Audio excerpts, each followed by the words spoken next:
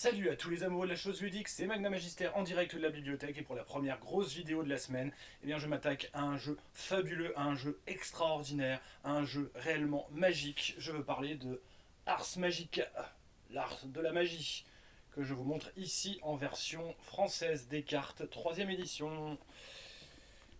Et oui, Ars Magica, un monument, le meilleur jeu sur la magie jamais écrit, et je pèse mes mots.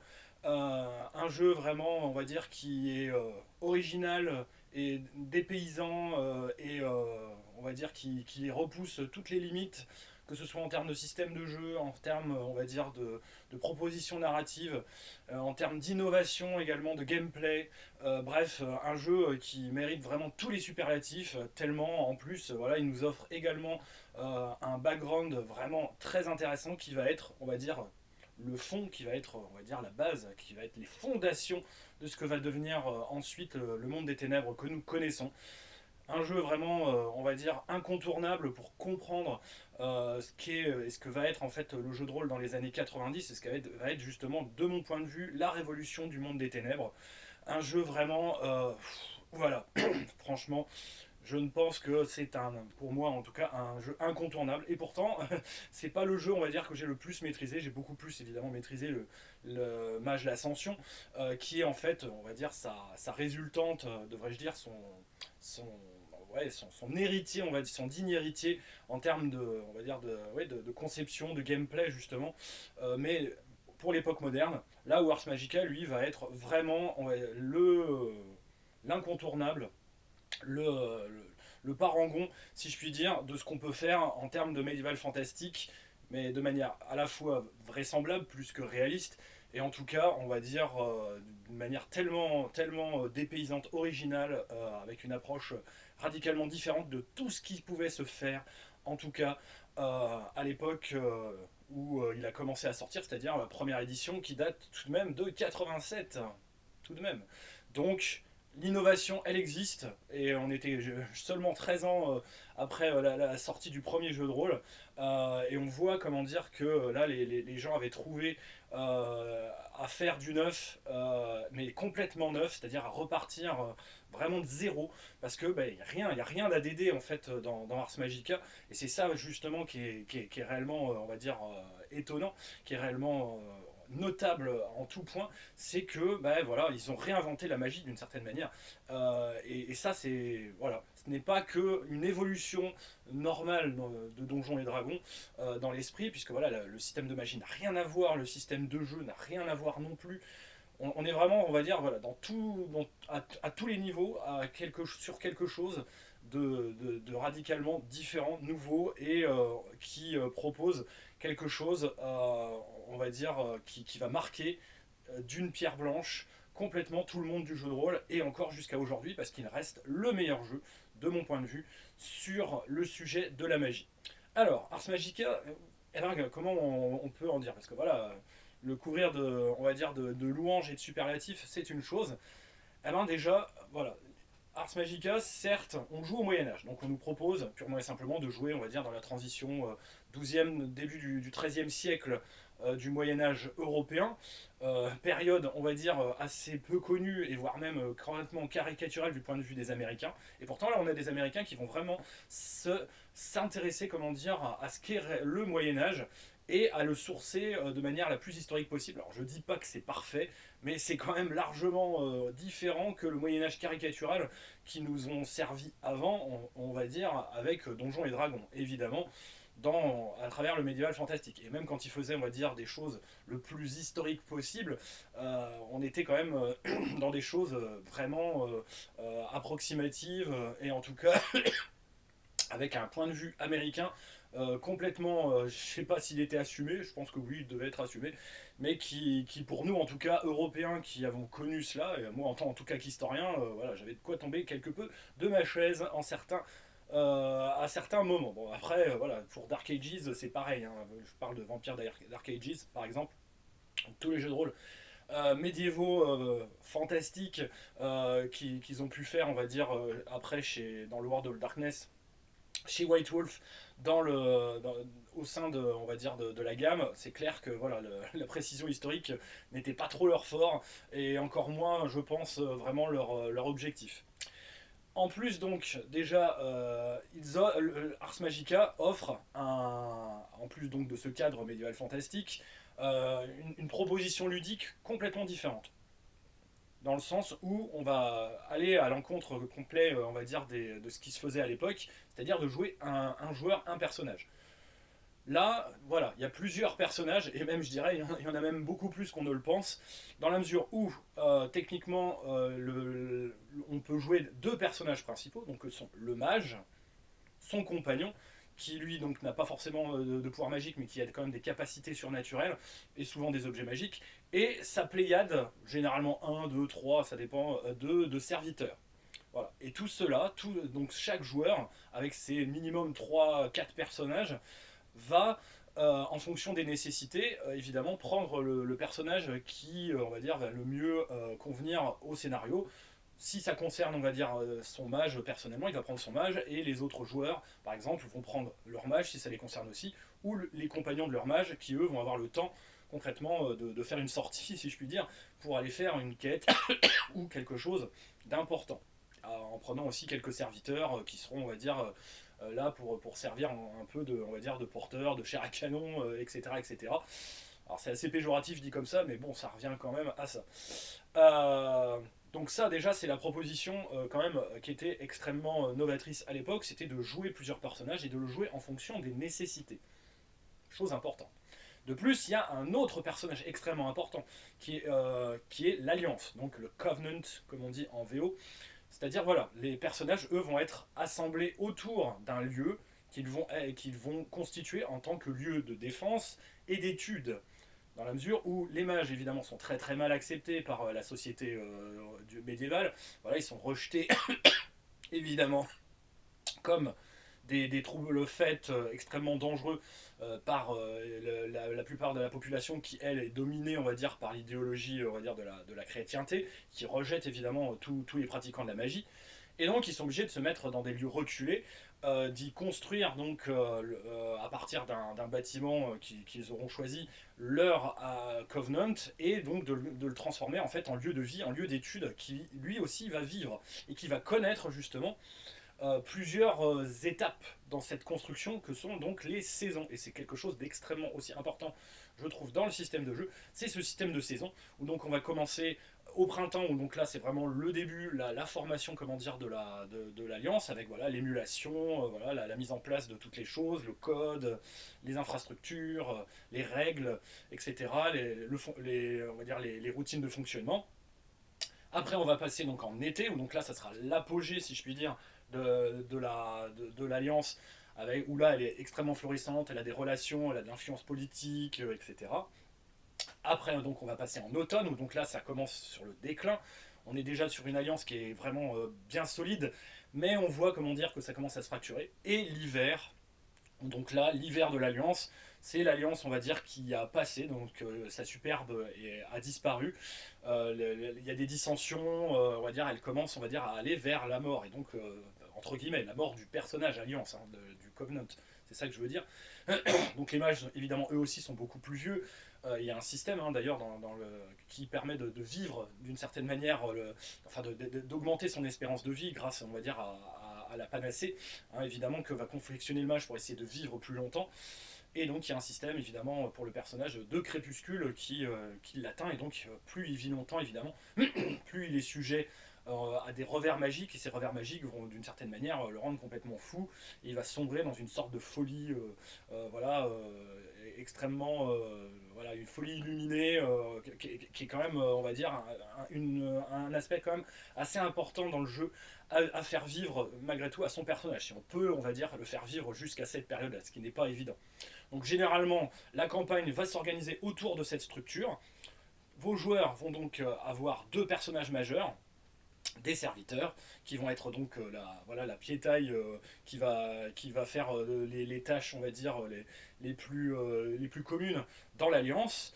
Et ben, il va y avoir donc des phases de gestion de recherche, donc des phases politiques, où donc l'Alliance en elle-même va s'organiser évidemment pour définir quelle est leur politique générale.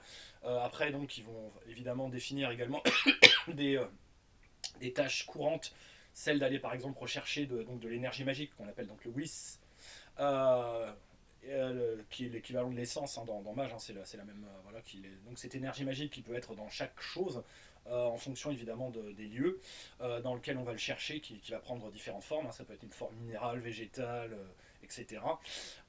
Qui vont leur permettre après de faire donc leurs expériences, créer des enchantements, créer des élixirs, créer énormément de choses, des armes enchantées, voilà, etc., etc. Donc de faire leurs recherches.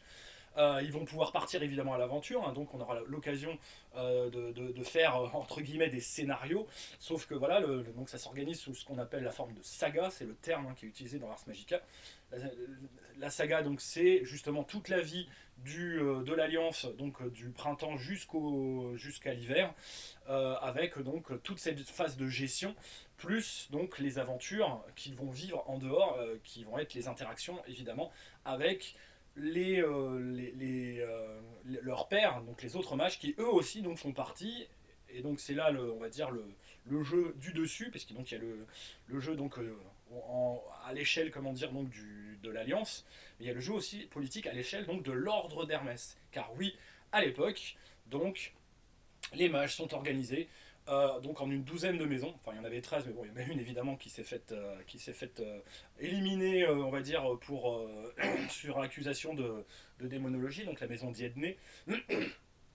Et donc, ces 12 maisons, eh ben, elles définissent en fait 12 orientations, 12 philosophies de magie principales, et surtout 12, on va dire, factions de mages qui ont choisi de s'organiser ensemble autour d'une même théorie de la magie, qui a donc été définie par Bonisagus, et qui d'ailleurs, cette théorie de la magie, elle existe à la fois en termes de, on va dire, de background, en termes de, on va dire, de lore, mais elle existe aussi du coup dans le système de jeu. C'est-à-dire que voilà, le système de jeu se reflète complètement avec le background, dans la mesure où cette théorie de la magie influe, on va dire, sur le système de jeu et la manière dont la magie est vue, qui n'est pas du tout celle justement de Mage l'Ascension. Et c'est ça qui est le plus intéressant. Où là, on est donc dans une logique, comment dire, de technique et de techniques et composantes, ou de verbes et composantes. Ou donc, pour ce qui est en tout cas du système de magie, qui est réellement aussi l'autre gros point fort du jeu, vraiment le très très gros point fort, c'est que c'est un système de magie libre, là où on avait depuis on va dire l'époque de ADD ou de DD, une magie dite donc ancienne, avec des sorts fixes par niveau. Là, ce n'est pas le cas. Le mage va avoir donc des sorts évidemment qu'il va connaître, mais c'est des sorts qu'il aura appris, qui ont été, on va dire, développés par d'autres mages. Certes, mais il pourra également créer ses propres sorts à l'improvisation. Et le système le permet. Et tout ça avec le souci donc d'associer justement toujours une forme et une composante. Alors, est-ce que je vais retrouver rapidement les différentes gestuelles des composantes? Voilà, donc ça c'est toutes et avec en plus, comme vous pouvez le voir, les positions des mains qui sont, on va dire, réglées, qui sont, on va dire, codifiées pour justement appeler les forces magiques. Et donc on va appeler donc Créo, donc Intelligo, Rego, Muto et Perdo, qui sont donc ces fameux verbes ou, on va dire, techniques. Euh, Créo, donc je crée, voilà, c'est écrit en latin, hein, parce que j'utilise le latin évidemment comme langue magique. Intelligo, je perçois. Rego, je régule, en fait, comment dire, je maîtrise, en fait, je contrôle. Perdo, je détruis. Et donc muto, je transforme. Voilà, donc à partir de là, on crée une phrase magique, en fait, d'une certaine manière, en utilisant cela, et on l'associe, on va dire, au domaine, que sont donc animal, le domaine animal, aoram, donc aquam, ignem, et terram, voilà, donc il y a les éléments de base, donc que sont air, terre, eau, feu, donc aoram, aquam, terram et ignem, donc Voilà, si je veux par exemple faire une boule de feu, eh ben, je vais faire mon créo Ignem. Voilà, je crée ma boule de feu. Donc en plus, voilà, ça fait de la gestuelle également en termes de RP à la table de jeu, ce qui était plutôt quelque chose d'assez novateur aussi, parce que ça ne se voyait pas avant. Et donc après, on a d'autres domaines que sont donc corporels pour agir sur le corps, généralement, animal pour comment dire, avoir de l'influence sur le règne animal, Herbam pour donc le règne végétal, Imagonem donc pour créer des illusions, Wim pour avoir on va dire de l'influence sur justement l'énergie, donc le Wim c'est l'énergie magique, Mentem pour avoir de l'influence évidemment sur l'esprit. Voilà. Donc ça, c'est le très très gros point fort aussi. Donc en plus, donc multi-personnage, gestion de l'alliance, système de jeu donc de magie freeform, mais voilà, très bien codifié et très original. Voilà, ça c'est vraiment les trois gros piliers, c'est le cas de le dire, qui font, on va dire, d'Ars Magica un jeu vraiment novateur qui lui a permis en fait de se démarquer complètement des autres et surtout, comme je vous disais, de marquer les esprits, de marquer son époque parce que bah voilà, l'approche était radicalement différente de tout ce qu'on avait l'habitude de voir. Ars Magica, c'est aussi, et je voulais également en toucher un petit mot, une aventure éditoriale. Euh, Tout a commencé évidemment avec, là par exemple je vous montre la deuxième édition, je n'ai malheureusement pas la première édition, je n'ai pour l'instant jamais réussi à la trouver, c'est pas qu'elle est super introuvable, mais bon, on va dire, c'est pas non plus évident. Et donc, eh ben, on est déjà, voilà, dans une maison d'édition qui s'appelait donc à l'époque Lion Rampant, Lion Rampant, qui est là en fait justement pour vraiment essayer de changer complètement la perception qu'ont les gens du jeu de rôle. Et ils l'ont fait déjà à travers un magazine, qui était, on va dire, un magazine plus ou moins lié à eux, qui était justement le White Wolf Magazine, qui au départ, évidemment, parlait des jeux de rôle qui avaient presse et qui avaient du succès à l'époque, qui étaient donc Donjons et Dragons, évidemment. Enfin, ADD, déjà à l'époque. Et donc, il crée donc Jonathan Tweet et Mark Reinagen. Jonathan Tweet qui est toujours, on va dire, à la tête d'Ars Magica, hein, encore à l'heure actuelle, donc chez Atlas Game. Et Mark Reinagen que l'on connaît puisque c'est donc le créateur du Monde des Ténèbres, donc le créateur donc de Vampire et de tous les autres, voilà. Et ben, ils se sont associés pour justement créer Ars Magica et vraiment créer voilà, cette nouvelle voie, si je puis dire, cette petite révolution en termes de jeu de rôle, qui est justement Ars Magica à travers donc cette édition. Donc 87 la première, hein, donc c'était un livre, je crois, à couverture blanche avec couverture rouge, enfin noire avec donc un dessin rouge qui faisait, on va dire, 160 pages. Donc c'était déjà conséquent. Et donc celui-ci, lui, date donc de 89. Voilà. Il fait également aussi, je crois, ouais, il fait aussi 160 pages. Donc je crois que voilà, il n'y a pas d'énorme différence entre la première et la deuxième édition, puisqu'on est à peu près dans les mêmes paginations. C'était juste, on va dire, une refonte réédition, voilà, avec on va dire, mais les principes de base en tout cas étaient déjà là et permettaient, on va dire, d'avoir un jeu vraiment intéressant. À l'époque, donc ça fait quand même l'effet d'une petite révolution. Mais nous, cette révolution, elle met du temps à arriver, beaucoup de temps. Et de Lion Rampant, Lion Rampant en fait va donc s'associer à White Wolf Magazine pour créer justement le White Wolf Game Studio, qui lui donc va être à l'origine justement du Monde des Ténèbres et de la troisième édition d'Ars Magica. Voilà. Donc qui ensuite, en plus du coup, après avoir eu une vie, on va dire, assez courte hein, finalement chez White Wolf, les droits vont être repris donc, par Wizard of the Coast, donc vous pouvez le voir, hein, ça c'est la troisième édition de 94, qui est déjà, comment dire, chez Wizard, après être passé chez Wizard, Jonathan Tweet qui lui va bosser évidemment en même temps sur les productions Wizard de l'époque, hein, donc sur Donjons et Dragons justement, sur la troisième édition de Donjons et Dragons, va tout de même continuer ses activités chez Atlas Game, Et donc c'est aujourd'hui donc Atlas Game qui possède encore Ars Magica. Donc pour l'instant, bah, on n'a pas trop de nouvelles depuis, on va dire justement, il y a eu une quatrième édition donc chez Atlas Game, une cinquième édition. Il y a eu, d'après ce que j'ai cru voir, et là j'ai sauté de ma chaise, une édition en D20 système. Alors, Ars Magica en système D20. Bon, permettez-moi de rester quelque peu sceptique, comme la fosse du même nom. Voilà, ceux qui comprendront. La boutade. Donc voilà, on n'a rien en tout cas depuis donc cette cinquième édition qui nous est parvenue à travers le travail des ludopathes qui a quand même fait un sacré travail éditorial sur la gamme. Mais voilà, c'est un jeu malgré tout qui, je dirais malgré et surtout à cause de ses qualités, fait que bah, c'est quand même un morceau, hein. C'est quelque chose, voilà, c'est un jeu qui demande, c'est jouer avec l'esprit White Wolf, donc avec l'esprit Monde des Ténèbres, dans un monde donc justement Medfan avec tout de même un système qui est extrêmement défini.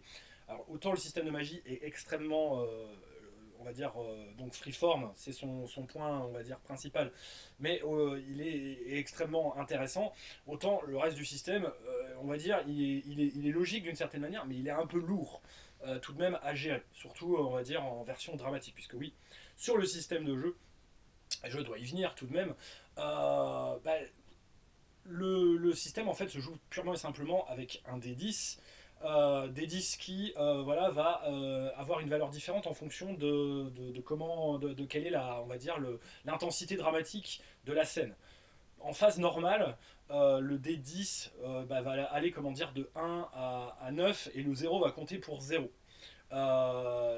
Donc on pourra ajouter potentiellement, dans des conditions qui ne sont pas des conditions dites dramatiques ou stressantes, que de 1 à 9 maximum, plus donc votre attribut, votre compétence, qui sont dosées, on va dire, de moins 5 pour les attributs à plus 5, et pour les compétences donc de 0 jusqu'à plus 5 à peu près. C'est déjà pas mal d'avoir plus 5. Donc ça fait maximum 10 plus donc 9. Voilà. Et donc pour les difficultés moyennes, dans les conditions, on va dire, classiques, on peut, on va dire, réussir facilement les actions de routine. Il y a même un système purement et simplement de réussite automatique, hein, pour accélérer quelque peu le jeu pour des actions routinières. Ça ne sert à rien de jeter, on va dire, le dé de manière inconsidérée. Parce que là, on a déjà, comment dire, cette volonté justement d'entrer dans le narratif, dans l'histoire, de favoriser l'histoire, de favoriser le RP.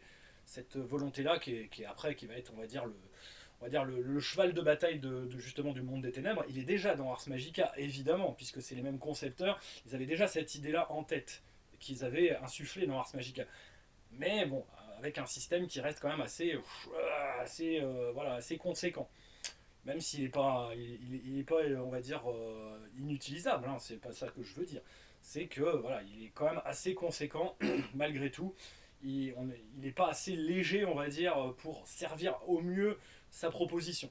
C'est comme ça qu'il faut plutôt, on va dire. Mais il est justement très détaillé et a énormément, on va dire, d'opportunités, de possibilités, d'options, d'alternatives qui en font un jeu extrêmement riche. C'est fou d'ailleurs à quel point il est d'une richesse. On en a rarement, on peut très difficilement en faire le tour, hein, en termes, on va dire, de toutes les possibilités de jeu qui sont offertes, ne serait-ce même qu'avec le livre de base. Donc ça c'est dans les conditions normales, et dans les conditions dites dramatiques, ça devient un système ouvert où donc là le 1, le 1 il vaut mieux pas en faire un parce que ça va être du coup un échec critique, et le 10 lui va se relancer, on va dire dans les conditions dramatiques, et donc on est en système open où donc on va relancer tant qu'on fait 10 et on rajoute, voilà, et on peut faire donc du coup des actions héroïques extraordinaires, mais par contre on a plus de chances aussi de bien se foirer. Parce que 10% de chance, ça arrive souvent, hein. Le 1, il est pas. Voilà. Il est assez facilement, on va dire, on peut l'obtenir en tout cas assez facilement. Donc, on ajoute la compétence, l'attribut, plus donc le D10 en fonction de la situation, et on doit battre une difficulté, tout simplement. Pour la magie, c'est pareil. Comme je vous disais, donc la technique, la composante, plus donc également un D10, et donc en fonction évidemment des circonstances, le D10 est open ou pas open. On va donc avoir la possibilité d'acheter des sorts à la base, donc en fonction évidemment de nos niveaux, on a accès à certains types de sorts évidemment qui sont en fait la moyenne techniquement de ce qu'on peut de ce qu'on peut avoir la possibilité on va dire ah, de faire. Donc c'est voilà, notre technique plus notre composante plus donc 10 je crois, si je me souviens bien. Et ça nous permet de choisir en fait les différents effets classiques que l'on connaît. On peut les apprendre évidemment de la part d'autres mages, on peut les apprendre dans des grimoires, etc. etc. C'est quelque chose d'assez classique hein, quand même malgré tout sur l'apprentissage de la magie, mais ça n'en est pas moins, on va dire, je pense moi en tout cas suffisamment solide pour rendre le jeu intéressant. Le point fort autre que moi je mets aussi en avant, et celui que par contre si je n'ai pas joué, on va dire maîtrisé énormément le jeu, c'est son background. Le background autour, on va dire justement de l'ordre d'Hermès, des relations entre les maisons, et des relations, on va dire, de l'ordre d'Hermès avec le monde extérieur, est extrêmement intéressant. Comme je vous disais, l'ordre d'Hermès est rassemblé autour donc d'une maison, donc la maison Bonisagus, qui elle a créé la théorie de la magie. Et donc, il va y avoir donc tout un aspect évidemment politique de l'ordre, où donc va y avoir chaque ordre, donc, enfin chaque région d'Europe, toute l'Europe même on va dire, voilà, va être séparée on va dire en tribunaux, donc où les gens appartenant à chaque alliance de cette région vont avoir des représentants qui vont siéger donc au tribunal de leur, de leur région. Donc, alors est-ce que j'ai la carte des tribunaux? Est-ce que je peux la retrouver rapidement? Normalement, dans la 3e édition, elle est où cette vieille carte des tribunaux? Elle est toute petite. Alors, ça j'aurais dû mettre un marque-page pour la retrouver rapidement. Parce que là, ça va pas être évident de la retrouver comme ça au débeauté. Donc en tout cas voilà, toute l'Europe, donc là il y a une carte tout de même de l'Europe mythique, hein, vous voyez, donc avec un souci de faire quelque peu médiéval, donc avec l'imprécision évidemment de la carte médiévale, mais c'est surtout le découpage en tribunaux qui est important. Mythic Europe, donc ça c'est les routes, les cités, parce qu'on a quand même un gros chapitre évidemment sur le... Alors ça, celui que je vous montre là, et la 3e en français, c'est la même, hein, c'est le même... c'est le même livre, comment dire, juste traduit et revu. Alors, ah là, c'est terrible, je vais pas réussir à retrouver cette carte des différents covenants, enfin des tribunaux. Ah si, voilà, je les ai. Donc, par exemple, voilà, les tribunaux comme ceci. Donc on nous propose, on va dire de base, de jouer justement dans le tribunal plutôt de Provence, enfin ce qui s'appelle tribunal de Provence, qui contient également, on va dire, tout le sud-ouest de la France, ce qui est assez bizarre.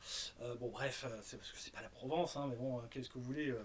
C'est pour ça que je vous dis quand même qu'il y avait quelques imprécisions en termes, on va dire, de historique et voilà, de petites choses au niveau également de la géographie. Ils n'étaient pas au point. Mais bon, c'était jouable quand même, hein, ça n'empêche pas. Donc, autour de ces tribunaux, donc, ils vont avoir des représentants et ils vont décider évidemment de la politique. Et il y a également aussi donc, un conseil, on va dire, au-delà des tribunaux, qui est, on va dire, le conseil évidemment de l'ordre. Parce que l'ordre évidemment a aussi ses propres on va dire, garde-fous d'une certaine manière, à travers donc deux systèmes. C'est que donc ils permettent, on va dire, de communiquer entre eux à travers une maison donc de mages, donc qui sont les mercérés, qui donc sont donc des mages normalement sans pouvoir, mais bardés d'objets magiques quand même, et qui vont faire justement, on va dire, les coursiers entre les entre les différentes alliances et entre les tribunaux aussi.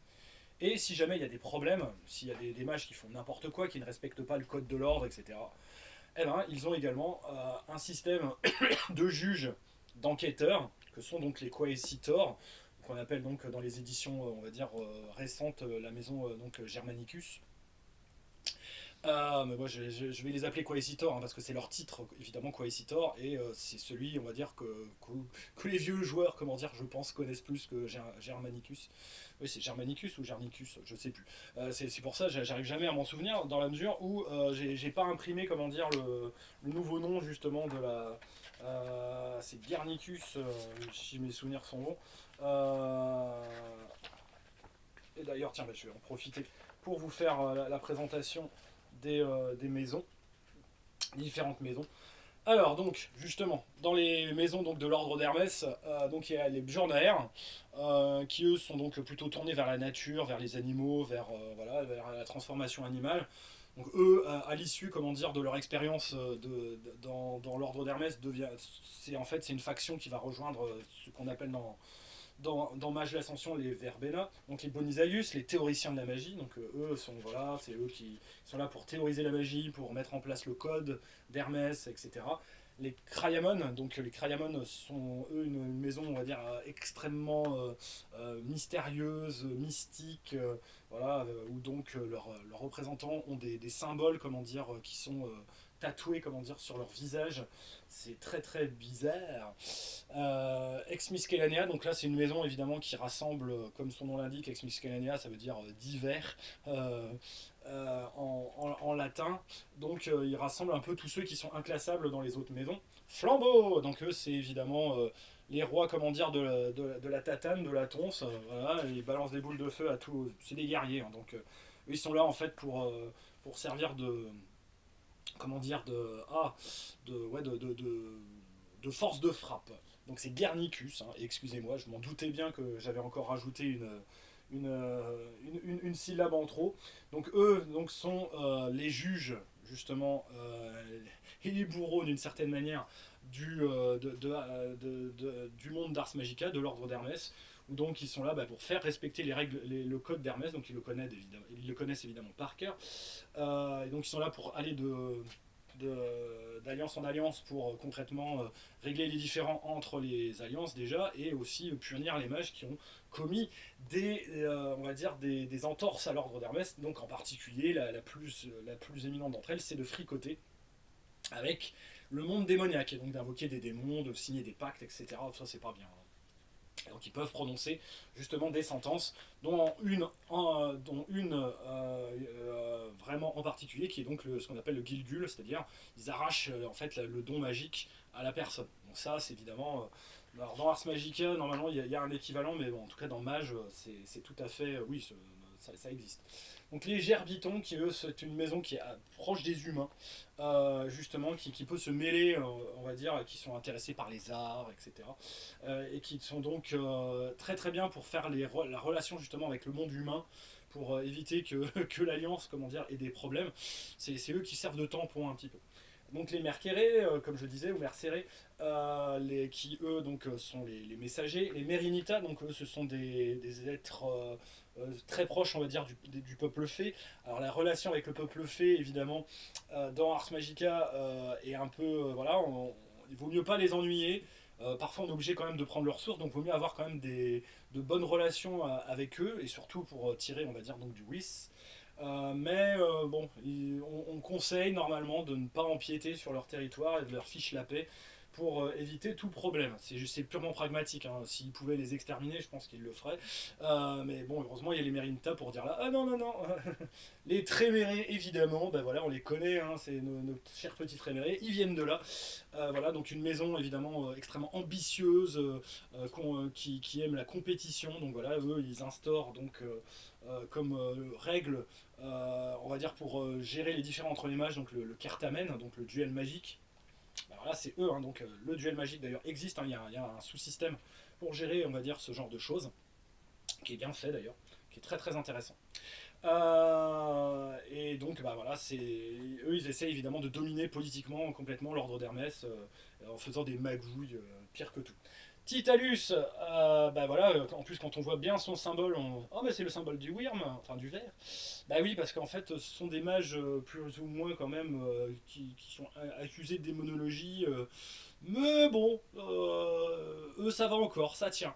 Ils ont été disculpés, bizarrement. Là où par contre il y a eu, comme je vous ai dit, une autre maison, donc la maison Diedné, qui elle était plutôt d'inspiration druidique, qui a été accusée donc, par les Trémérés. Évidemment, d'ailleurs, les Titalus ont été aussi accusés mais les Titalus ont été disculpés. Ils ont juste purgé leurs éléments perturbateurs. Là où les Diednés ont été complètement, on va dire, exterminés par justement les Trémérés, les flambeaux. Les Verditus, donc eux, ce sont des créateurs d'enchantements, d'objets magiques. Et voilà, donc ça c'est pour l'essentiel des maisons, comme je vous le disais, avec donc les Quaesitor dans les précédentes éditions ou Guernicus dans les éditions récentes. Voilà. Quaesitor étant plus un titre en fait. C'était le nom de la maison à la base, mais voilà, là c'est devenu un titre. Le Quaesitor, donc c'est le quêteur, donc celui qui va enquêter, on va dire, le questeur quoi, d'une certaine manière. Quaesitor, c'est à peu près cela. Voilà.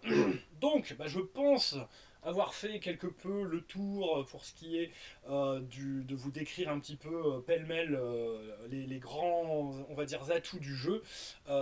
C'est en tout cas ses points forts. Donc tout ce côté-là. Et maintenant, bah, je vais pouvoir passer à vous montrer quelque peu la gamme. Donc de à peu près toutes les éditions, donc hormis la quatrième que je n'ai pas et la première non plus que je n'ai pas.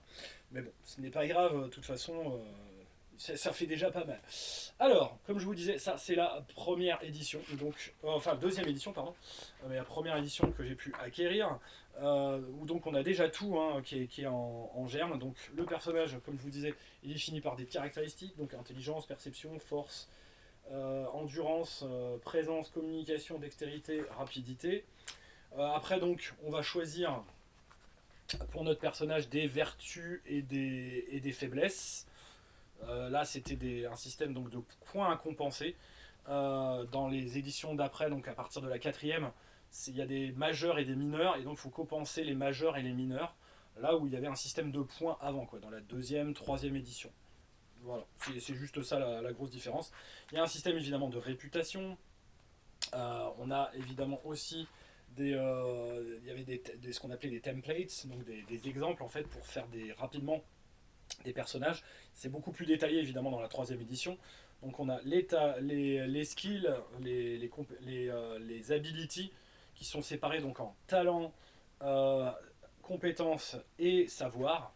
Ça rappelle quelque chose évidemment, hein, ça va être la même logique pour White Wolf, pour donc le système du monde des ténèbres. On nous décrit le système de combat, évidemment, qui est quand même important. Voilà, donc c'est quand même plein de petits calculs, hein, plein de petits bonus. Hein, c'est ça qui est peut-être un petit peu, on va dire, fastidieux en cours de jeu. C'est pas compliqué, mais il y a plein de petites choses à ajouter, en fait, à faire des additions. Bon, c'est pas des additions avec des gros chiffres, hein, donc voilà, même les plus, on va dire, perturbés en mathématiques et en calcul mental devraient pouvoir y arriver. On nous décrit ensuite donc, le système de magie, donc voilà, comment lancer un sort, comment se défendre contre un sort. On va savoir que donc tous les magiciens de l'ordre d'Hermès ont, on va dire un bagage commun, donc ils parlent tous latin, hein, ils ont une langue unique, commune, ce qui est très important évidemment si on veut fonctionner ensemble.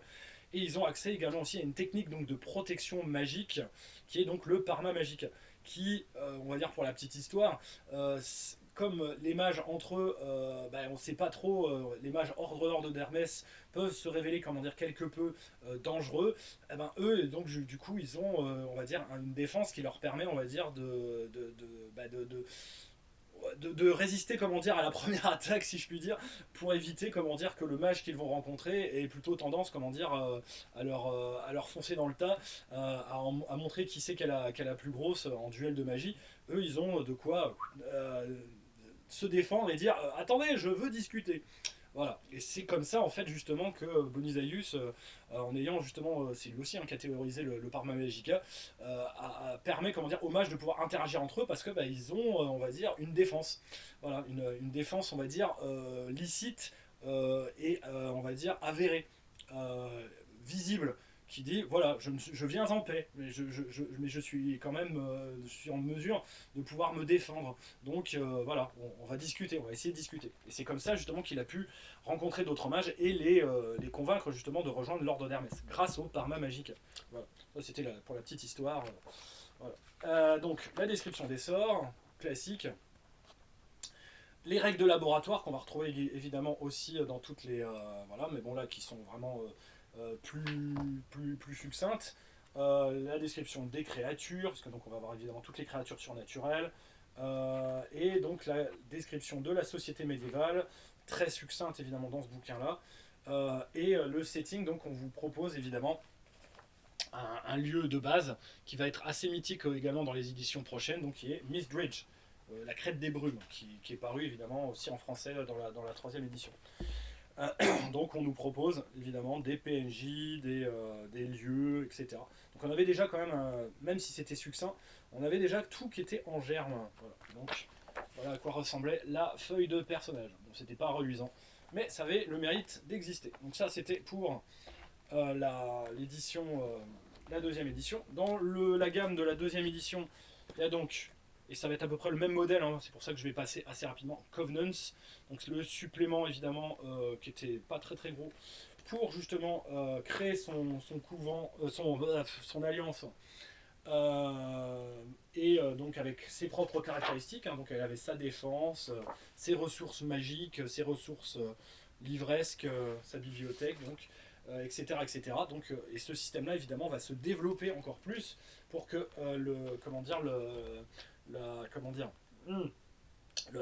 l'alliance devienne un personnage à part entière. Donc, on a évidemment des descriptions, et c'est ça qui m'avait intéressé dans ce supplément, c'est pour ça. La description donc d'alliances extrêmement connues, donc Lariander, par exemple, Bellakin, voilà, mais il y en avait surtout d'autres. Doistep, qui existe encore évidemment dans Mage l'Ascension. Enfin, ça dépend de quelle édition. Hein. Si vous êtes en première, deuxième édition, ça va encore. À partir de la troisième, voilà, Doistep, il y a eu quelques problèmes, on va dire. Valnegra. Et est-ce qu'il y en a encore une? Non, c'est tout. Donc voilà, c'était pour la description aussi de ces, on va dire, de ces alliances vraiment mythiques.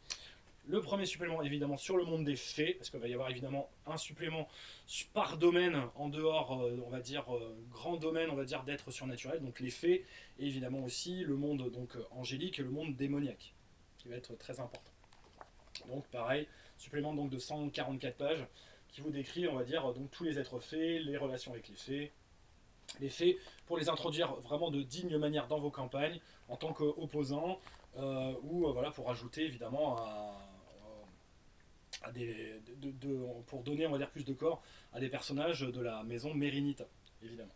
À savoir que voilà, vous voyez, à une certaine époque, d'anciens suppléments donc de la deuxième édition ont été réestampillés puisqu'ils ont récupéré les stocks avec le logo Wizard of the Coast. Et j'en ai plein des comme ça parce il y en a eu pas mal qui ont été réestampillés. Un supplément vraiment super intéressant qui malheureusement n'a pas été réédité avec la même qualité dans les éditions suivantes, c'est le supplément sur l'ordre d'Hermès. Si vraiment vous voulez avoir quelque chose, on va dire, de factuel sur l'ordre d'Hermès, c'est celui-là qu'il faut prendre, c'est celui de la deuxième édition, qui fait donc 126 pages, et qui est vraiment super. Voilà, il y a la description vraiment factuelle, utile, bien synthétique de toutes les maisons, avec voilà, un souci, voilà, toute l'histoire de l'ordre et tout. C'est cette version-là en tout cas que j'ai aimé et que j'ai apprécié à lire pour justement préparer ma saga. Après, donc des suppléments pour offrir des lieux d'aventure, donc Mythic Places 1 et 2. Voilà. Ça, c'est toujours utile pour avoir des lieux d'aventure extrêmement originaux, pour que vos mages aillent faire un petit tour pour justement se balader et piller quelques petites ressources, évidemment. Au niveau des scénarios, j'en ai acheté très très peu. Je n'ai acheté que les, les scénarios en fait qui font partie d'une campagne qui est donc on va dire la campagne justement c'est une campagne qui divise qui se divise en saisons, en fait, qui se joue justement à différentes saisons de l'Alliance. Donc, ce sont donc la Tempête et donc, comment dire, Winter Tales. Voilà, donc c'est évidemment à chaque fois, le titre est un titre d'une pièce de Shakespeare. C'est pour ça qu'il y a aussi, on va dire, toute une dimension derrière tout cela.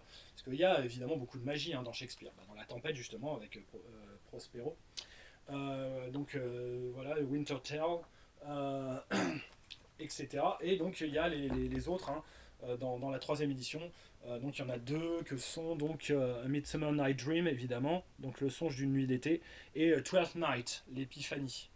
Twelfth Night, oui, c'est l'épiphanie en anglais, puisque voilà, c'est la 12e nuit normalement après le jour de Noël.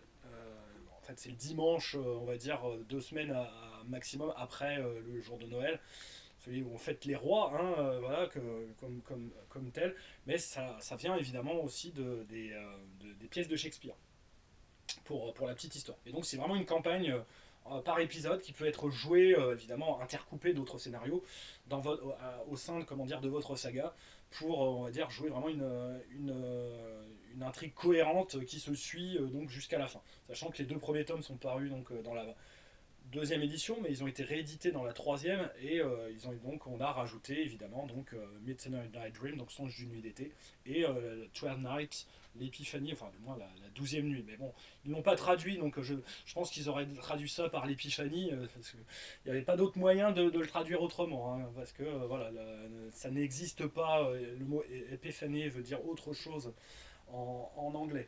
Voilà, ceux qui connaissent d'ailleurs Mazel Ascension pourront en juger. Donc ça, c'était pour la gamme deuxième édition. Pour la troisième édition, donc qui est vraiment la gamme que nous connaissons en français, il n'y en a eu qu'une partie, mais c'est celle qui a été la plus pléthorique en VO. Donc le gros bouquin d'Ars Magica, voilà, qui était vraiment une pavasse de quasiment 400 pages. Donc là, on a toutes les choses que je vous ai données qui sont décrites, mais qui ont été évidemment revues et corrigées. Donc on a déjà une section couleur au départ pour nous présenter le cadre. Voilà, comme ceci, donc la section couleur. Après, donc on va vous redécrire évidemment on a des modèles de personnages prêts à jouer, donc comme ça on n'a même pas besoin de les créer. Voilà, par exemple pour les serviteurs et même pour les mages, il y a même aussi des mages et des compagnons qui sont décrits, voilà, un par maison. Donc c'est des modèles, ça peut servir pour inclure rapidement un personnage, pour un PNJ, etc. C'est vraiment très très malin. Tout le système donc, de création de personnages, avec les vertus, les faiblesses, etc. La description des traits, donc le personnage, le 5e personnage si je puis dire, l'alliance, comment la thématique de l'alliance, les saisons, donc créer une saga à partir de quelle saison de votre Covenant vous allez la faire. Souvent on va commencer quand même au printemps, si on commence depuis le début, mais on peut choisir, on va dire, une autre saison en fonction de la thématique de la saga que l'on veut mener. On va définir donc les attributs. Bon, alors là, il y a un système de base qui n'existait pas, on va dire, dans la version de base de la première et deuxième édition. Il y a déjà, comment dire, de quoi donner globalement les caractéristiques de l'Alliance, mais il y a un supplément évidemment qui va définir et détailler tout cela. Le système de combat, donc qui est, comme je vous disais, un petit peu détaillé et un petit peu lourd à certains aspects. Le système de magie, donc qui est évidemment le point fort du jeu, avec la description de tous les sorts, donc des sorts à l'improvisation, comment apprendre ses sorts, comment créer ses propres sorts, les théoriser, voilà, et, comment se défendre contre les sorts, comment créer tout effet magique en fait, et l'alimenter avec de l'énergie magique. Les règles de laboratoire, comme je vous disais. Donc là, on vous dit comment justement faire de l'étude de la magie, donc créer des enchantements, créer des sorts et donc les consigner dans des grimoires, faire ses activités de laboratoire, puisque là donc c'est toute la partie gestion au sein de l'Alliance, qui va être aussi une grosse part, comment dire, justement du jeu Ars Magica. Le contexte de l'Europe mythique nous est décrit, donc comme je vous disais, de manière assez, on va dire, assez américano-centré, donc vu d'une manière un peu caricaturale. Mais bon, ça passe, on va dire, pour un jeu qui se veut plus vraisemblable qu'historique, ça passe largement. C'est en tout cas beaucoup mieux que ce que, comme je vous ai, que ce que la plupart des jeux américains pouvaient nous proposer à l'habitude. La description donc des royaumes. Donc les royaumes, ce sont donc les différents royaumes magiques. Donc les différentes zones magiques dans lesquelles vont s'aventurer les mages pour aller chercher leur énergie magique, le whis pour pouvoir faire leur magie. Mais bon, ils vont y rencontrer des choses. Donc les êtres fées, donc dans les royaumes féeriques, les démons dans les régions infernales, les anges dans les régions célestes, divines, etc., etc. La description évidemment de plein de bestioles que vous pouvez rencontrer. La description également donc des royaumes humains qui sont plutôt, on va dire, régis par l'Église, avec donc les miracles, les gens dotés donc du pouvoir de la foi, qui vont pouvoir s'opposer également à ceux qui pratiquent la magie, les royaumes donc de la rationalité aussi, hein, donc, qui refusent eux l'existence de la magie, etc., etc. Donc ce qu'on appelle dans le terme des régios. Donc les régios, ce sont des petites zones où domine justement soit on va dire le divin, l'infernal, le féerique ou la rationalité. Voilà. Sur ce point, c'est vraiment une vision que je trouve plutôt pertinente de séparer comment dire, les zones en fonction justement de ces cultures, de ces croyances, voilà, de son identité, on va dire, par rapport aux forces cosmiques. Donc comment on va dire jouer sa saga, voilà, et donc les règles justement comme je vous disais sur le crépuscule des mages, hein, le Twilight. Et non, ça n'a rien à voir avec ce que vous pensez. Là, le crépuscule du mage, c'est le mage qui vieillit et qui devient complètement sénile et dangereux. Ah si, il y a peut-être un rapport avec ce à quoi vous pensez. Finalement. Et donc les conseils de maîtrise, donc le storytelling, donc, puisque là on entre évidemment donc le terme, donc on n'est plus dans un scénario, une campagne, on est dans une saga, qui est comment dire, celui qui dirige la partie, et donc le storyteller. Le terme est déjà utilisé là-dedans. Même si le storyteller system n'existe pas encore. Donc après on avait un écran, bon alors là j'ai vraiment pris en anglais, mais il est plus pour l'utile que pour l'agréable. Bon, il est pas terrible. Il y a plein de pubs partout, code barre et tout, mais bon, ça, on a l'habitude avec les écrans américains.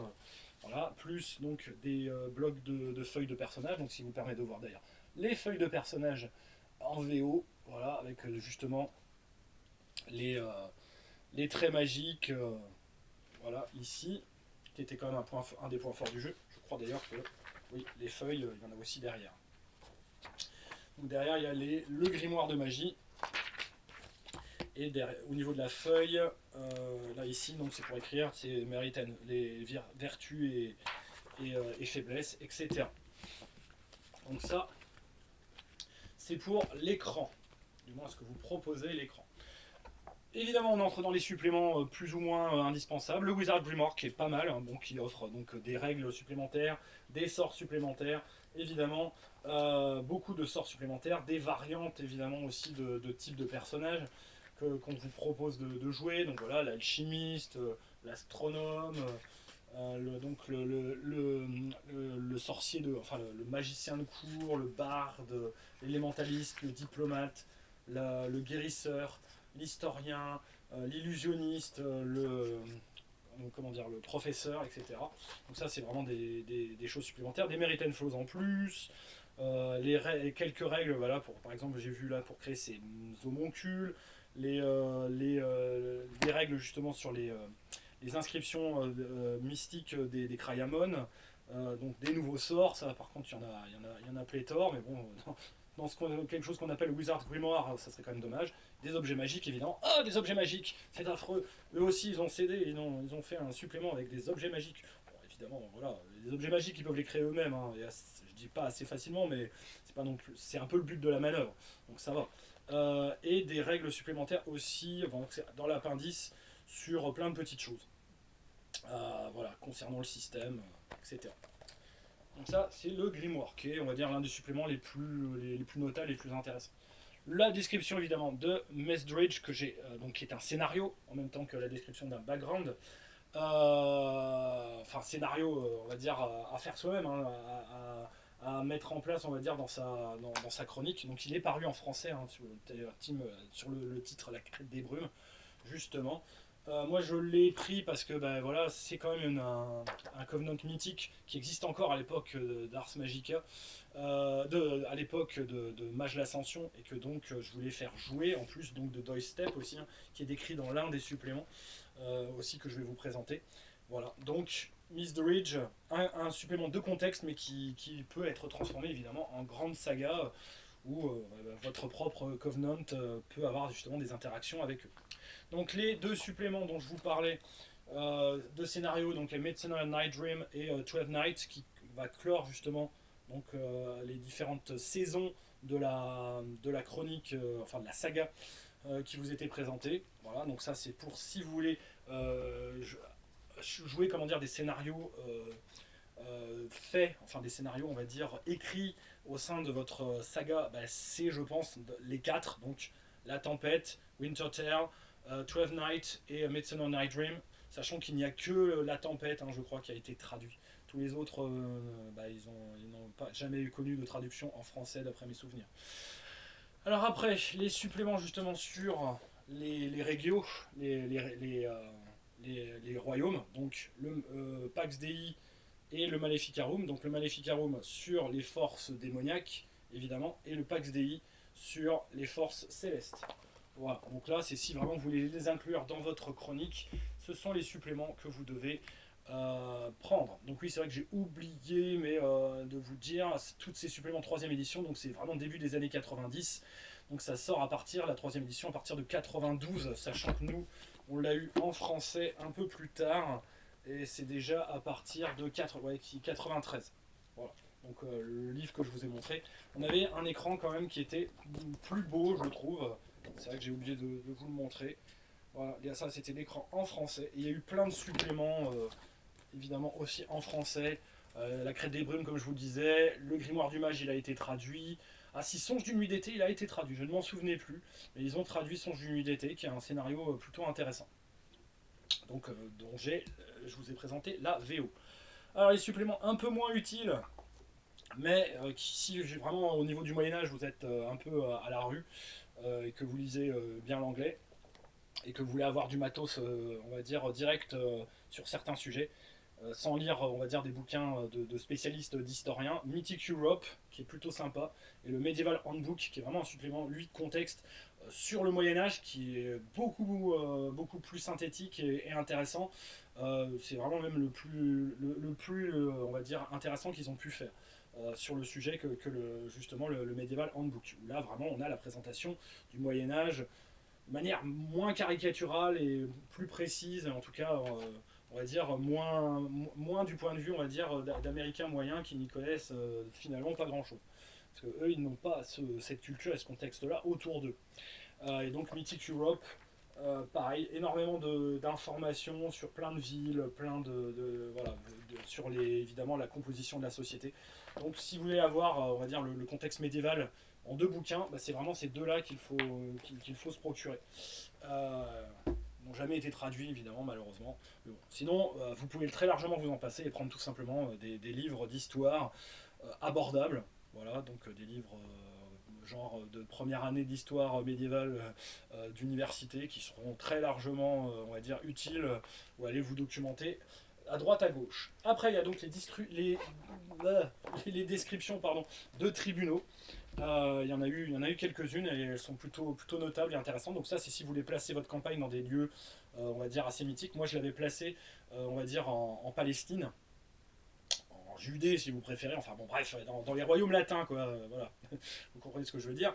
Et je trouve que c'était un lieu qui était vraiment très intéressant, donc j'étais très influencé, je pense à l'époque par le Kingdom of Heaven qui vraiment je pense était la vision un peu esthétique et épique que je voulais avoir dans ma campagne.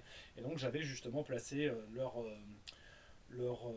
leur saga et donc leur alliance justement en Judée, dans un lieu vraiment particulier, historique, qui était donc un vieux château, en fait une vieille forteresse de Templiers complètement abandonnée. Et c'était plutôt intéressant.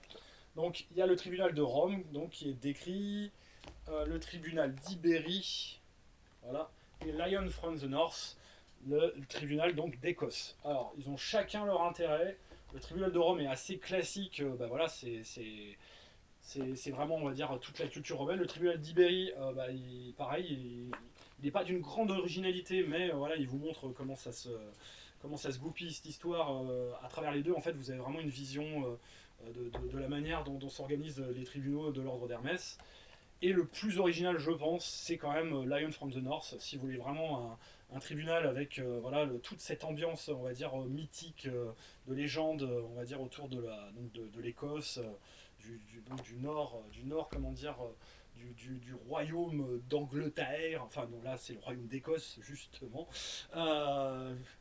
Attention, parce que sinon je vais avoir des Écossais qui vont comment dire, lever le bouclier.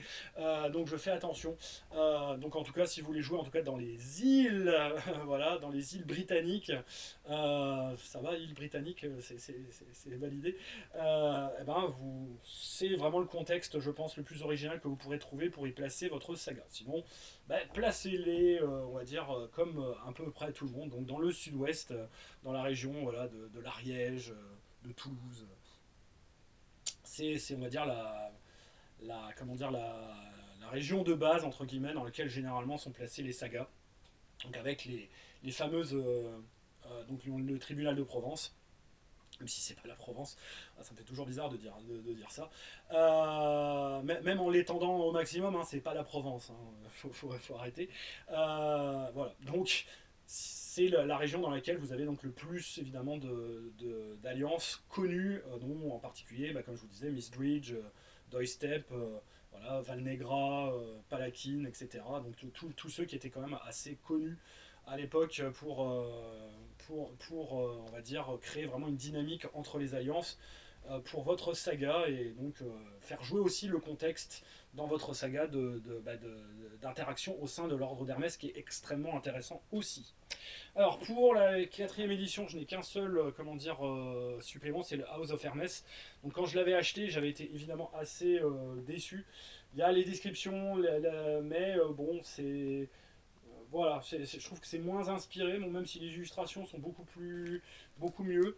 Voilà, la lecture a été moins plaisante pour moi que, on va dire, justement, le premier, la version de la deuxième édition que je vous ai montré juste avant.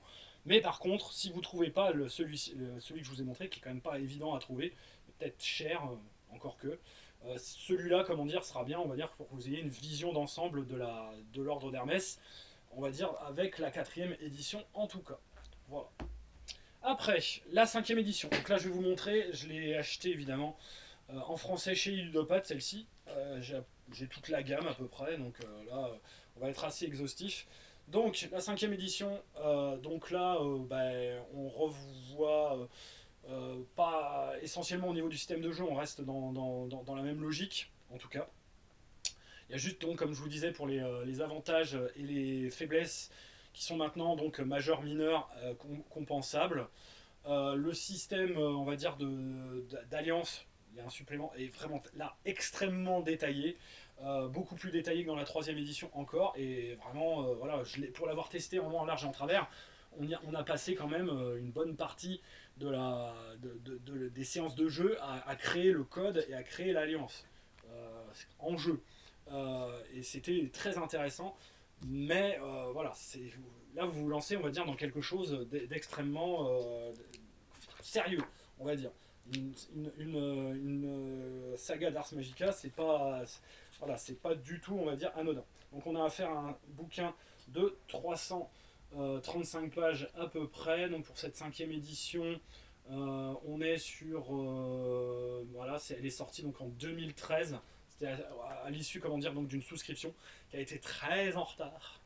Elle est surtout connue pour ça, en fait, pour avoir été très en retard, et c'est dommage parce que ça a complètement, on va dire, malheureusement plombé le jeu en termes on va dire, de visibilité sur le marché, alors que pourtant on a affaire à vraiment un jeu magnifique et qu'ils ont fait un boulot en plus qui est quand même appréciable sur cette traduction française avec vraiment des illustrations, je trouve moi qui sont vraiment plutôt pas mal, une pagination, voilà, une manière, on va dire, de voir les choses,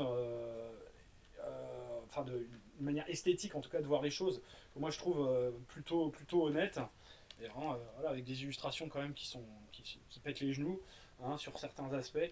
Donc voilà, le dommage, bah, là il y a eu, c'était on va dire parmi les premières souscriptions, hein, qui sortaient et qui étaient mises en place. Et bah voilà, il y a eu plein de soucis pour ce qui est de la production, pour ce qui est après, en plus aussi de l'expédition, ça a été terrible. Voilà. Et donc ça a un peu plombé le jeu, j'ai l'impression. Donc il n'a pas eu, je pense, en tout cas avec cette cinquième édition, le succès qu'il méritait. Alors, donc il y a eu énormément de choses après. Donc il y a eu des écrans des joueurs qui ont existé, un écran du MJ. Voilà, donc ça c'était les petits écrans en fait que chaque joueur pouvait avoir. Il y en avait donc 1, 2, 3, 4, 5. Donc voilà, vous aviez 5 écrans qui vous étaient proposés, avec chacun un, une illustration différente, c'était plutôt bien vu. Donc c'était voilà, une carte évidemment aussi de l'Europe. Il y avait donc des feuilles également d'archétypes. Voilà. Donc là j'avais rassemblé tout le matériel. Voilà, il y avait aussi le pack, hein, qui était tout seul. J'en ai gardé un en version scellée si je puis dire. Donc voilà, il y avait les archétypes, donc on pouvait jouer rapidement en distribuant, on va dire par exemple ces feuilles-là. Il y avait le livret de personnages également aussi, donc avec, enfin le livret de personnages, c'est le livret de l'Alliance en fait, mais l'Alliance est un personnage, donc feuille d'Alliance, et comme vous voyez, voilà, il y a 15 pages quoi, quand même pour créer son Alliance, avec justement les règles, les décisions à prendre évidemment sur la charte de l'Alliance, etc. Donc c'était vraiment sérieux, hein. On avait vraiment affaire à quelque chose de tout à fait, on va dire, précis, et en termes on va dire de qualité en tout cas, et de profondeur de jeu, c'était quand même quelque chose de très très avancé, je trouve, en tout cas. Et donc on avait un écran, donc écran 3 volets, moi je trouve plutôt joli. Écran 3 volets, donc en format paysage, avec donc l'essentiel des tables. Et là, il faut le dire, c'est plus des renvois en fait que des tables, parce que sur un écran, c'est pas possible de mettre vraiment tout, surtout pour Ars Magica, tout ce qui est nécessaire pour jouer. Alors vous aurez tout ce qui est nécessaire pour vraiment le tout venant, le courant, mais pour, on va dire, le détail, vous serez assez souvent quand même dans le livre de jeu. C'est pour ça d'ailleurs qu'il vaut mieux, moi en tout cas c'est un conseil, avoir justement ce qu'ils avaient fait, c'est-à-dire, vous voyez, moi, par exemple j'en ai deux. Le grimoire du mage, donc là on a toute la partie justement sort, pour que les joueurs qui font des sorts à l'improvisation puissent, on va dire, un peu niveler. Un pour le MJ, j'en avais un à destination des joueurs. Donc là c'est vraiment la partie du bouquin, avec la description justement des sorts, et normalement il y a aussi voilà, les règles de magie. Donc c'est juste une reproduction en fait d'une partie du livre de base, mais qui va être extrêmement utile. Donc voilà, c'était un petit supplément qui valait 8,50 €. Et s'il y en avait un pour la table et un pour le MJ, c'était quand même plutôt utile. Donc il y avait eu évidemment aussi des versions collector, hein. Donc voilà, je vous montre les versions collector du livre de base. C'est magnifique. Avec à l'intérieur de celui-ci, justement, un petit livret avec le code d'Hermès, justement, qui est reproduit. Voilà, dans un petit livret qui est vraiment sympa. Qui raconte, enfin qui vous résume, on va dire, toutes les règles justement de l'ordre d'Hermès. Vraiment le bouquin est beau, hein, en version comme ça collector, il pète les genoux, il n'y a pas de doute. C'était quand même, on va dire, un produit de belle qualité. Alors j'avais eu, puisque j'avais fait la souscription, le supplément Alliance en version collector. Voilà, donc le voici. Donc là, on a tout le système détaillé, comme je vous l'avais montré, avec la feuille d'alliance complète, pour vraiment créer son alliance de bout en bout, la gérer, aller rechercher ses ressources, gérer ses ressources, tout est dedans. C'est vraiment un jeu, comme je vous disais, qui est extrêmement exigeant à ce niveau, mais qui peut être vraiment très intéressant pour ceux qui aiment faire cette partie gestion. Alors, de mon point de vue, le système, on va dire, de gestion est tellement développé que cela pousse les joueurs, et encore plus, j'ai l'impression, dans la 5e édition, à faire plus justement de la gestion, à rester, à faire de la progression en laissant le temps, comment dire, passer, parce que évidemment le personnage progresse, ils peuvent, on va dire, s'échanger leurs compétences diverses et variées. Il suffit juste de laisser passer, on va dire, une saison, une période de temps pour qu'ils puissent augmenter techniquement selon le système de progression de leur personnage, ça sans avoir besoin de faire d'aventure, entre guillemets, de scénario, et de gagner des points d'XP. Ce qui veut donc dire qu'on entre dans le, on va dire dans ce que je trouve être le problème du jeu, c'est qu'ils ne sont pas forcés en fait à faire les intrigues que vous allez leur proposer. Moi je leur avais vraiment proposé je me souviens très bien, un bac à sable où ils avaient plein d'intrigues à laquelle ils pouvaient se raccrocher. Donc il y avait déjà le mystère de leur alliance, parce que c'était un lieu qui était quand même, on va dire, assez connoté. Il y avait donc les sources principales de Wyss qu'ils allaient chercher, comment dire, dans un lieu féerique aquatique assez particulier. Les relations, évidemment, avec les autres alliances autour, et les factions, on va dire, militaires, religieuses, politiques. Et en fin de compte, quand on a joué vraiment sur la gestion et très très peu en fait sur les scénarios. Et ce que j'ai, moi, en tout cas, de mon point de vue, trouvé dommage. Alors, faut trouver le bon équilibre, je pense. Mais sinon, on peut, on va dire, voilà, techniquement, faire monter ses personnages uniquement en faisant des phases de gestion. Ce que je trouve, moi, un peu dommage. Alors après, on a eu dans la gamme les descriptions des, des maisons justement de l'ordre d'Hermès. Donc j'en ai eu un en version collector que voici. Donc c'était les vraies lignées. Mais bon, je l'ai aussi comment dire en version normale. Donc en plus c'était avec un papier gaufré que je trouvais plutôt pas mal. Donc voilà, donc à chaque fois vous avez la description de 4 maisons de l'ordre d'Hermès. Donc dans les vraies lignées, vous avez évidemment Bonisagus, Guernicus, Mercere et Tremere. Voilà. Très intéressant à chaque fois. Chaque histoire en fait de chaque lignée est vraiment passionnante. Moi je trouve en tout cas qu'il y en a qui sont plus passionnantes que d'autres, que j'ai eu plus plaisir on va dire comment dire, à lire, mais franchement voilà, donc ça c'est le même, hein. C'est les deux mêmes, sauf que là donc il y a la version collector et là il y a la version normale, et c'est une version normale quand même sous papier gaufré, donc elle est elle-même en fait aussi limitée. Donc voilà, vous avez des descriptions à chaque fois de 4 maisons, donc là c'est les vraies lignées, donc les lignées un peu nobles, un peu lignées fondatrices on va dire de l'ordre d'Hermès, qui se la pètent un peu, et du coup voilà, on sent déjà où le bas va blesser quoi. Après, donc, on avait Societates, donc les lignées, on va dire, qui sont plus, on va dire, des congrégations de mages, donc Flambeau, Gerbiton, Titalus, Ex Miscellanea. Voilà, c'est plus, on va dire, des associations de mages, pour ce qu'ils appellent Societates. Franchement, j'ai énormément adoré lire, par exemple, l'histoire de la maison Titalus. C'était très très sympa. L'histoire de la maison Flambeau, c'est assez classique. Mais voilà, il y a beaucoup en tout cas des choses qui moi m'avaient marqué.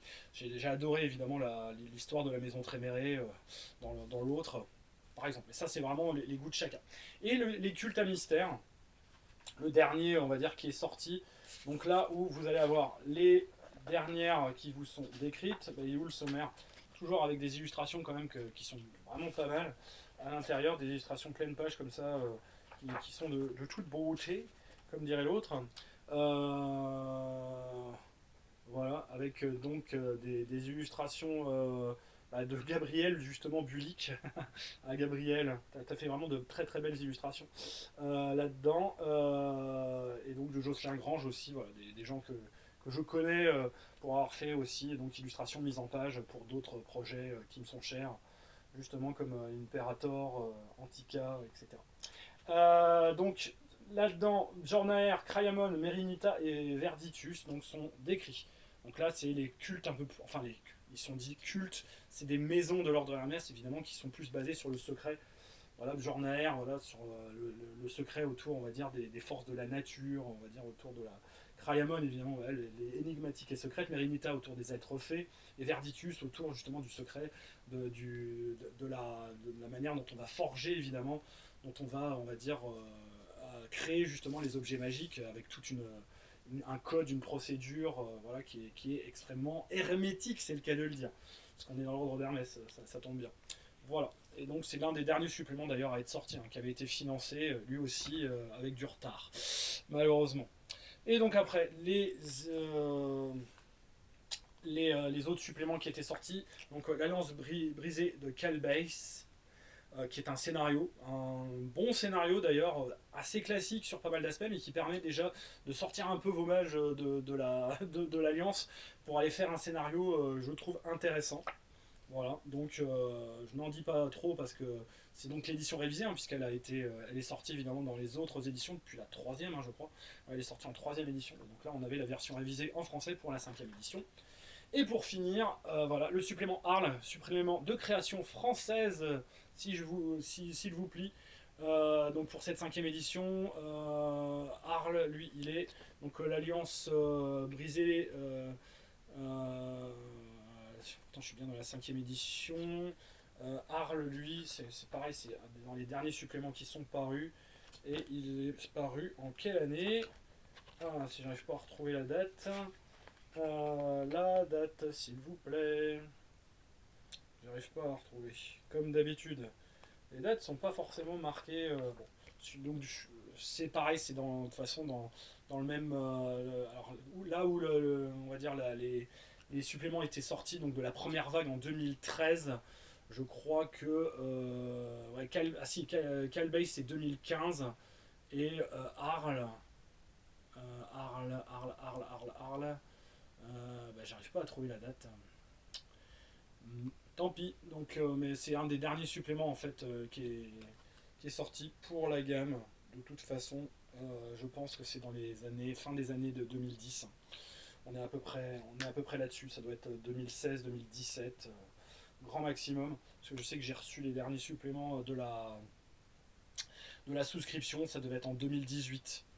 Les suppléments sur les maisons sur les maisons de l'ordre d'Hermès, ouais, c'était ça, c'était à peu près 2018, quand il y a eu, on va dire, voilà, juste avant en fait la fin de la maison des ludopathes. Ils avaient justement fait en sorte de régler justement les problèmes avec les souscriptions qui étaient en cours, et donc ils ont vraiment fait l'effort d'envoyer les souscriptions qui étaient, on va dire, on va dire, qui étaient attendues pour justement pouvoir finir leurs activités et terminer, on va dire, l'existence de la maison d'édition. Voilà. Donc ça, c'était pour Ars Magica. Donc vous avez pu voir un jeu vraiment que moi, je ne saurais que trop vous conseiller si vous voulez changer, comment dire, déjà votre vision de la magie, votre vision du Moyen Âge. Si vous voulez jouer une campagne qui est à la fois autant une campagne de gestion qu'une campagne également épique d'exploration, d'aventure, ça vous pouvez le faire aussi, hein. Ars Magica permet les deux. Et mêle justement agréablement les deux, je trouve.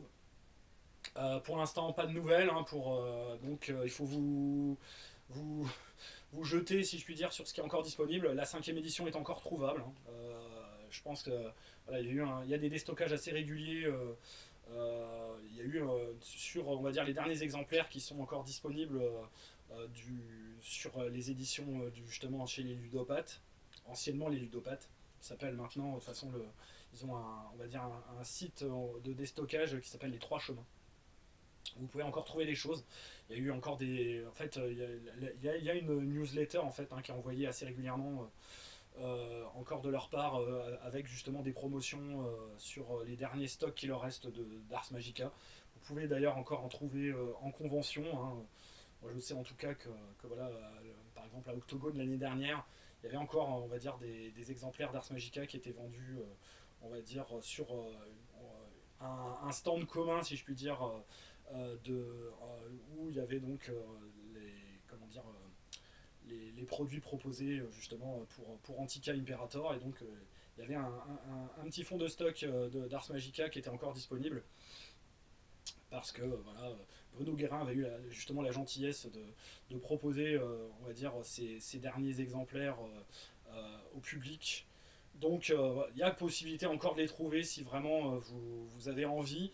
Et franchement, n'hésitez pas parce que bah, c'est un jeu qui est vraiment magnifique, qui ne sera jamais, je pense, égalé au niveau, on va dire, de sa proposition narrative, de son système de jeu, magie surtout, évidemment, de cette partie justement gestion de l'Alliance, du Covenant, de cette dynamique de groupe avec ces plusieurs personnages que vous allez pouvoir jouer. Donc franchement, n'hésitez pas, vous ne serez pas déçus, comment dire, par un tel jeu, je pense jamais. Moi, c'est plus, on va dire, la manière dont les joueurs ont réagi face au système qui m'a un peu, on va dire, un peu fait dire que bah, il faut trouver juste le bon équilibre entre gestion justement et scénario et intrigue pour éviter, on va dire, qu'on s'enferme uniquement dans la gestion de l'alliance. Et c'est juste ça, en fait, je pense, à équilibrer. Parce que voilà, les joueurs ont quand même envie de partir à l'aventure, ils ne vont pas faire que de la gestion. Enfin, du moins, je pense. Il y a des joueurs qui pourraient être intéressés par faire que de la gestion. La gestion vraiment purement ressources et politique de l'Alliance. C'est possible, c'est un groupe de joueurs qui peut exister, évidemment, autour de ces valeurs-là et de ces propositions ludiques. Je ne dis pas. Mais moi, je pense que ça serait quand même dommage de se limiter à ça dans la mesure où on peut faire tellement de choses en termes justement d'aventure, d'exploration, de politique extérieure, avec des relations justement avec l'extérieur de l'Alliance, pas au sein de l'Alliance. Donc voilà, il y a de quoi faire, en tout cas. Donc voilà, c'était Magna Magister pour Ars Magica, revue, on va dire, d'à peu près l'essentiel de ce qui existait au niveau de la gamme. J'espère en tout cas que ça vous aura intéressé, que si c'est un jeu que vous ne connaissez pas, que vous aurez envie de le découvrir, si c'est un jeu qui vous a marqué, n'hésitez pas à marquer des commentaires justement, mettre des pouces pour encourager le développement de la chaîne, abonnez-vous si ce n'est fait. Et bah, en tout cas, jouez bien et jouez, comment dire, à Ars Magica. Je pense que voilà, ça reste un incontournable, en tout cas pour moi.